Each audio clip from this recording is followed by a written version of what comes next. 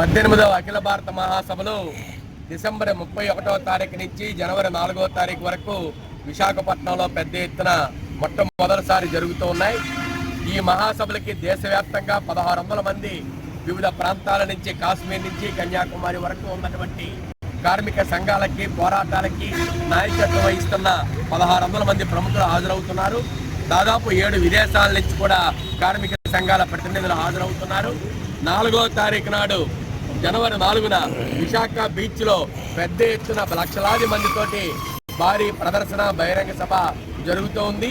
ఈ మహాసభల జయప్రదం కోసం ఇప్పటికే అనేక కార్యక్రమాలు నిర్వహిస్తూ ఉన్నాం. అందులో భాగంగానే విశాఖపట్నంలోనూ, భారతదేశంలోనూ వివిధ రాష్ట్రాల్లో జరుగుతున్నటువంటి కార్మిక పోరాటాలను ఏదైతే నరేంద్ర మోడీ ప్రభుత్వం కానీ, అంతకుముందు ప్రభుత్వాలు కానీ కార్పొరేటీకరణ విధానాలను తీసుకొచ్చి ప్రభుత్వ రంగ సంస్థలు ప్రైవేటీకరణ చేస్తున్నాయో, ఆ ప్రైవేటీకరణ విధానాలకు వ్యతిరేకంగా దేశవ్యాప్తంగా కార్మికులు, కర్షకులు, ప్రజలు, రైతాంగం చేసిన పోరాటాలు ఏవైతే ఉన్నాయో ఆ పోరాటాలన్నీ ప్రతిబింబించేటట్టుగా ఎగ్జిబిషన్స్ నిర్వహిస్తూ ఉన్నాము.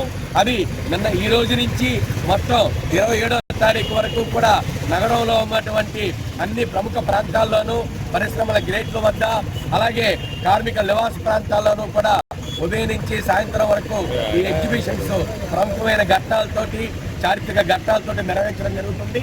27వ తారీఖు నుంచి 2వ తారీఖు వరకు గాంధీ యూనివర్సిటీ ఎగ్జిబిషన్ గ్రౌండ్స్ లో ఈ ఎగ్జిబిషన్ ప్రదర్శించబడతాయి. ప్రజలు దీన్ని తిలకించి గతంలో జరిగిన పోరాటాలని, వాటిని కూడా తెలుసుకోవాలి.